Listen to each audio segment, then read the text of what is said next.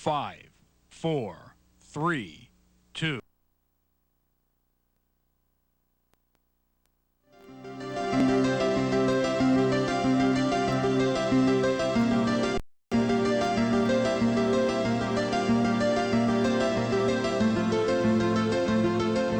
Welcome to Westchester Jewish Community Services.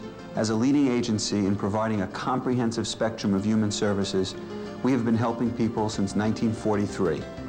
We serve all people in Westchester County, regardless of age, income, or ethnicity. We provide a wide variety of essential and dynamic services that make a difference in people's lives. Children, teens, adults, and senior citizens are served by our network of programs located throughout the county. When people come to us for assistance, they become part of the WJCS family. Our highly trained and skilled staff focus on you and your family and are committed to becoming your partner in finding solutions. For more than half a century, we have been connecting people to services that help them overcome mental, physical, or emotional challenges. WJCS is here in your community when you need us. Welcome to the Ways We Care of Westchester Jewish Community Services. I'm Dale Wang, Director of Community Relations. WJCS is funded by government grants, private individuals and foundations, UJA Federation, United Way, and corporations. In 2002, the No Child Left Behind Act was passed by the federal government to ensure that every child would have access to high-quality education. In the past almost 5 years, the program has evolved and developed several components that offer families different options that maximize their ability to improve their child's academic prospects. WJCS is an approved provider of supplemental education under the NCLB Act. The WJCS Weinberg Learning Center, which has a long history of helping children and adults to overcome learning difficulties and achieve success, works with school districts to offer supports when schools are not sufficient. Tonight we are going to speak with several people from the WJCS Weinberg Learning Center to hear how the No Child Left Behind Act works and to learn a little bit about the WJCS Weinberg Learning Center. So I'd like to introduce to you Louise Albin, who is director of the center. Hello. Welcome, Louise. Thank you, Dale. And Heather Ross, who was the Learning Center supervisor in Hartsdale and Yonkers. Welcome, Hi, Heather. thank you. Louise, you've been a frequent visitor on this show. Give people, I just gave a very brief background of the No Child Left Behind, but can you fill us in about what it is and what it means for parents in school districts today? Yes, I certainly can. It's a very specific piece of legislation which was designed by the President and Congress to make sure that schools were doing a good job in educating their students. And so the law advocated and insisted on standardized testing at just about every grade level on a yearly basis, and said that schools had to demonstrate that a substantial portion of their children fell into the two top categories. That is, that on their skills mastery, they were either in the above average range, the top quartile, the top 25%, or in the 50 to 75% level, which means that they were in the top two groups of the country. The other two groups are slightly below grade level, and then the first quartile are people who are considerably below grade level. And schools were rated and are rated based on how their students do. And so that if a school has a significant percentage of its students that are in the two lowest groups, they get a warning and are told that they need to do a better job and need to get more children out of those two groups into groups 3 and 4. And if in the second year, after they get that warning, the same thing happens again and the school fails to improve significantly enough, they then are put into a category called a SINI school. That's S-I-N-I, and it's schools in need of improvement. And once a school is in need of improvement, there are very many things that the district has to do for that particular school. And one of the two things that they have to do that affect parents that are very important is that any parent in any district that has a SINI school has the opportunity to ask the district to put the child in another school within the district. And so that if a district has 4 elementary schools and school A is a SINI school, the parents can say, I'd like my child to go to school B. And if school B has an opening, then the child will enroll in that But school. how often would that work out? I would imagine that in a district where a lot of children want to go to the good schools and the ones that aren't in need of improvement, that it would be unrealistic to You're right, expect. and frequently it is unrealistic, and there are districts that only have 1 middle school, or districts that only have 1 high school. So there is no opportunity for choice, but that was one piece of the No Child Left Behind legislation.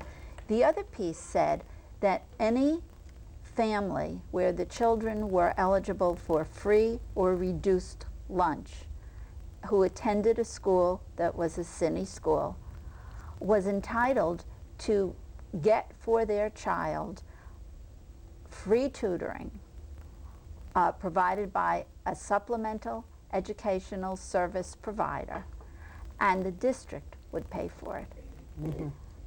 So that WJCS, when the law was passed, applied to the State Education Department in Albany to become an SES provider.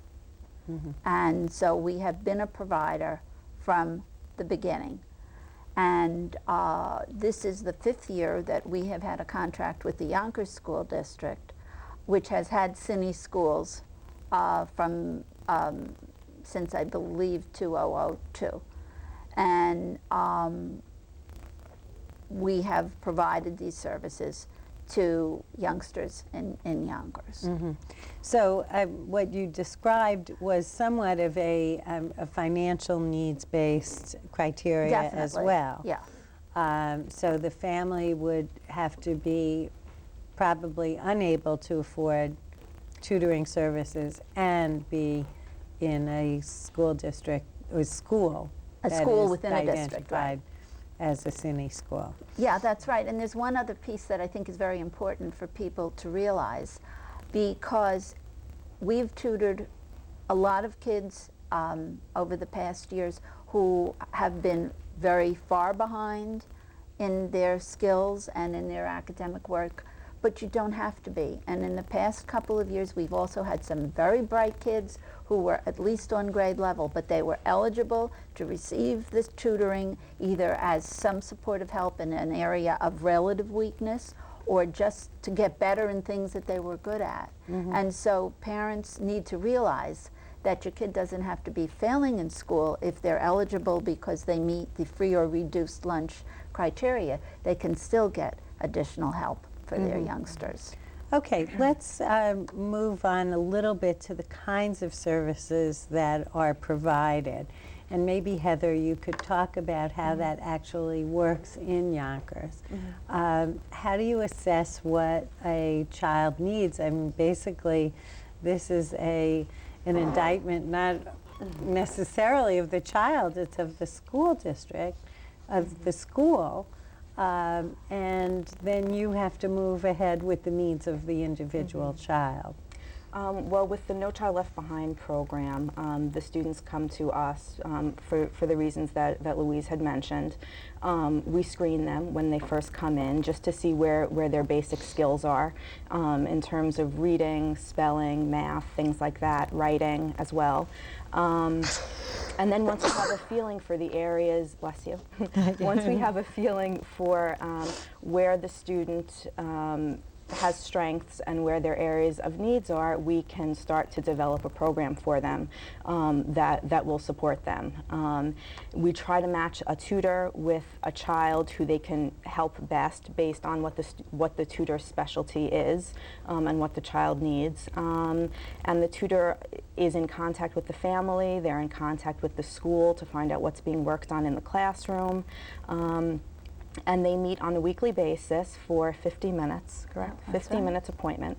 And that's once a week? Once a week for 50 minutes. We have tutoring after school as well as on Saturdays, which is something that we've started to offer because a lot of the students are overbooked on the weekdays. So to have that Saturday option works well for a lot of the kids. And they also live in the community a lot of the time, so they could just walk over.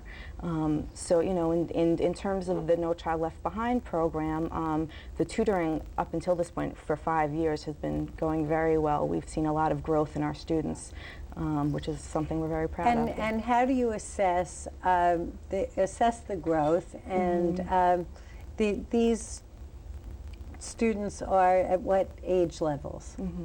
The students in the No Child Left Behind program are middle school, junior high, and high school age students. The elementary schools are not classified in the CINI category. Excuse me, that's Yonkers at the moment doesn't have any CINI schools that are elementary schools. So that Vernon? But there are some in the county. There are, well, in the county, not at the present moment that I know of. Yonkers had one elementary school one year for 6 months that was classified as CINI. And you just don't know when schools are going to appear because they have to go through a stage of trying to correct before they get classified as CINI. So Heather's right. Basically, we've had middle school children in Yonkers and high school students. So now, is your tutoring subject specific, or is it more generalized learning skills?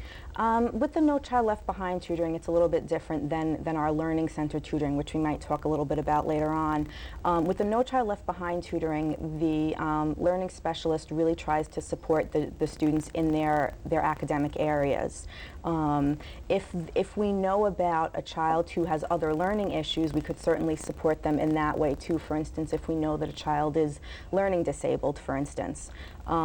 When the tutor is working with the child on social studies or science, they'll be cognizant of the fact that this child has a reading issue and would try to support them in that way as well. Okay. One of the things we do in the initial evaluation is that we send a report home to the parents as well as onto the school telling what the test results were. And we set out goals and objectives because the No Child Left Behind Act likes specific criteria and they have standards. So we will say that we want a child to improve their writing skills or to move from a D to a C in math or whatever. And we set 4 or 5 goals. And over the past couple of years in Yonkers, because up until now we've worked only in Yonkers, usually our children meet at least 2 of the 5 goals we set. Many of them meet 3 or more. So even kids who are good students have, we find a goal for them to work on and work with it. Now, how does the individual child's learning relate to the overall school performance? I mean, I guess it doesn't necessarily, that child may go up and meet that child's goal. The school may not improve in terms of its... Well, theoretically, though, Dale, that if you have, let's say we have a child who comes into the program who is an 8th grade boy, or I'm going to actually talk about the young man who was supposed to be here tonight with his mother, and then his mother had to work overtime. And he was a bright youngster. When he came to us, he was in either 6th or 7th grade, and he did well enough in verbal studies, in social studies and English, and even in science, but had a lot of trouble in math. And so he's worked with a math tutor, really with a tutor, and then we moved him into a math tutor. And he was able to move his grade up from failing math to a D, and then he passed the New York State test this time for the first time. So the 8th grade test. So he was happy, and we were happy. And this is going to show, because it's going to show that that particular junior high school in Yonkers, there was one more kid who moved out of the lowest and probably even the second lowest category into the middle category in math. And that's what the schools have to show in order to get themselves out of CINI status. They also have to show that they've done other things in terms of teacher training and There's a parent school education and component. parent organization. And that's another thing that's very important about the No Child Left Behind Act and the supplemental service providers, because the state demands, the law demands, that it become integrated. So parents have to know that their kids are attending our program. Parents have to check the attendance that we send into the district. Parents need to get the report, and we have to kind of keep constant contact with parents, letting them know what's going on in our program, hoping that they also will become more involved and more knowledgeable about what their children's needs are. Okay, how are students referred to you? That's a very important piece of the process. We actually are starting in Mount Vernon this year too. They now have 2 schools that are CINI schools. And in both instances, the districts have like a fair, not like a fair, a fair. And they have any provider that they have invited, that they invite comes to an open house, and then they invite parents to come. And parents can sign up, the children come, they can interview all the providers and pick the one that best suits their need. There are some providers who do small groups, and there are some providers who do computer tutoring, and every provider has its own slant. And so far in both Yonkers and Mount Vernon, we're the only provider that offers one-to-one tutoring. And we, as Heather said, it's weekly, and it's on a, goes for the year from the time we start, which is usually in November, through until sometime in May or June.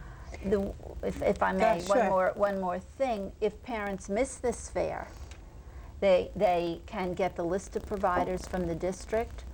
We'll be happy to give them our numbers, and they can call us directly, but we just have to determine that their eligibility, A, that the kid is in a CINI school, and B, that the child is eligible, and they have applied for free and or reduced lunch. Heather, in your experience, how does it work to coordinate your curriculum with the curriculum of the school so that you are helping the child to move along in his or her academic needs? Well, our program serves various ages, so we don't necessarily have a set curriculum. Our curriculum is the school's curriculum. Whatever the child needs in terms of, if they're a high school student and they're moving from class to class, they have a lot of different teachers. We would hope that the student comes in and lets the tutor know what they need most, but oftentimes that doesn't happen. So there is a need for the tutor to speak with the teachers, find out what's upcoming for the next week or the next month or however long, and create a plan for the child based on the real life situation of what's happening in school. This type of tutoring doesn't really exist in isolation. It's related specifically to the area of need, and like what was mentioned earlier, if a student is doing very well in all of their subjects, our tutors can provide enrichment. Which can be great for some of these students who just need a little bit more inspiration, and they just need, to work on something that makes them excited about learning again. What type of parent education? Are you involved in that at all, or are you? Not you're really. It's Okay. really parent communication. And one of the things, though, that we've done and that we have the expertise to do in our No Child Left Behind program comes from the rest of our work in the Learning Center. And so over the years, there have been youngsters who we felt had learning problems that were not successfully addressed otherwise, or learning problems that were not addressed at all. And so we would tell the parents about the services of the Weinberg Learning Center and offer them the option of our testing, which has nothing to do with the No Child Left Behind program and is on a sliding scale basis, and working with the school to obtain different services for them because their needs had not been recognized. So that is an option that we offer as a sidebar, so to speak, to students who apply to us. Right.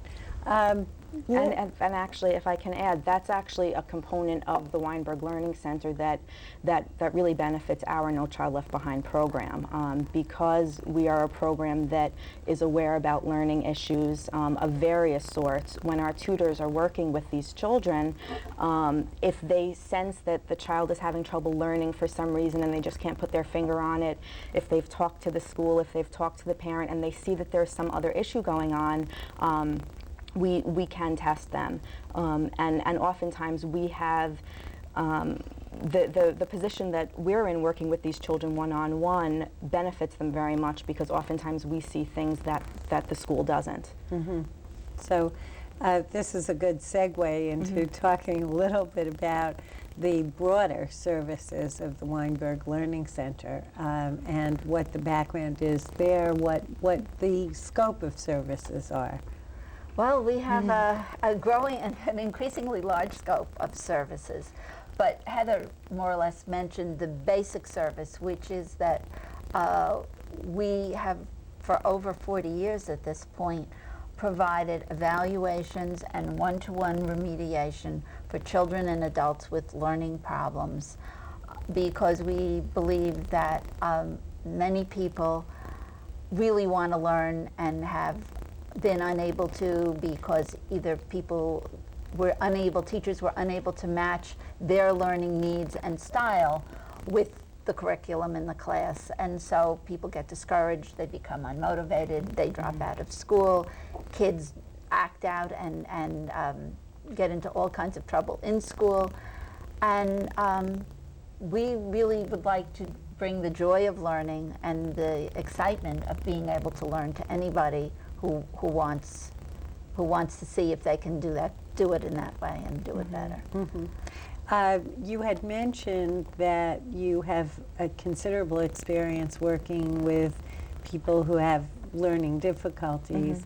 Do you get involved with the process of going to the Committee on Special Education with people, with children, to talk a little bit about what that process is for families when someone's struggling with learning? Very much. I mean, that's definitely an important part of the evaluation process, then going to the school and oftentimes helping the parents advocate for their children, because a lot of times these CSE meetings can be very overwhelming. There's jargon that's used that the parents aren't familiar with, and it really puts them at a big disadvantage when they're trying to help their children. So in the process of evaluating for various learning issues, the next step is presenting the report to the CSC, being there on the parent's behalf, explaining the learning issues that we have found in their child, and just helping them get what their child needs. Now, Louise, this battery of tests that is done, that is something that parents might come to us, or they go through the school district and refer to They can us? come to us directly. We have Learning Center supervisors in the Hartsdale Clinic, Mount Vernon, Yonkers, New Rochelle, Peekskill, and Yorktown Heights. So at all of the family mental health clinics. and people can just call there and ask to speak to the Learning Center supervisor, and she'll be able to describe the process to the parents and see if this is something they are interested in. If parents have had testing that's been done by this, their child has been tested by the school, and the committee of special education has already looked at the child. Frequently, parents bring us their child's evaluations for us to review, and you know, most of the time we say, yeah, they're right on target, and sometimes we say, well, we think we may want to look at their language, for example, or we want to look more into their math, or we want to look more into their writing skills, because we feel maybe there's something there. And so then we're able to go with the parents back to the CSE, and as Heather said, that's really a process that fully deserves hand-holding, because to sit at a table of 12 adults with a pack of data this thick about your child and hear everybody saying, no matter how nice they try to be, what they're really saying is your kid has a problem, it's very hard to hear. Or on that the your flip child side, doesn't, Or and you that's want, right. you want to be able to obtain those services for your child. Or they'll say your child has a problem, but it's not the school's problem, it's not an educational problem. Right. All of those things we go with and we support the parents. Okay, we only have 3 minutes. I think it's 3 minutes left. I want to just very briefly talk about the SAT prep program, because that doesn't fall into any of these categories. It's not a child with special needs, and it's not a No Child Left Behind. So, About 2.5 years ago, we developed a program, an SAT program. It has 2 parts to it, and Heather actually has been the coordinator for both parts. One part came from money that had been given to us by a private foundation, and we worked in the communities of Mount Vernon and New Rochelle with high school juniors and seniors who couldn't afford private SAT tutoring. And if we're able to get a grant, we will certainly continue it in one or another of a designated community. We also have offered the services on a fee-for-service basis to people who just have the ability to pay for it. And we offer mostly there it's individual tutoring. We prefer a 10-week session, but we are willing to see what the family needs as well. okay. So let's just, we hope that people will take advantage of that if they have the need, if they have students who are entering, what do you take, 11th 11th graders? and 12th graders. For that, and get a range of services. Louise, let's just go back to No Child Left Behind, because I think that that's what's coming up in the schools. We'll have the ability to select providers. Why should they choose WJCS? Because number one, as far as I know, in Westchester County, we're the only one who offers a 50-minute individual session, because from our experience, for children who have learning issues and those who don't, the best way to learn is to have your own tutor, where you identify with the tutor, you like the tutor, and the tutor can motivate you to learn, and also knows how you learn because they're only working with you. And that's where we're unique. Plus, it has 40 years of experience in working with children, so we know how children learn. Right, okay. And Heather, your after-school program is at what schools? The No Child Left Behind program. Well, as of now, the high school is Roosevelt, and the middle schools are Emerson and Museum. Correct. But I think that what people need to do is call the Department of Special Funded Programs at Yonkers, the school district, because they have the definite information. The same with Mount Vernon, where it's the high school and the Davis Middle School, but people need to call the school district just to make sure. So that's how they'll get in touch with us? They'll be calling the school district? They can call us too. Okay, why don't we give them your number? Heather, why don't you give your Yonkers number? The number is 423-4433, extension 14.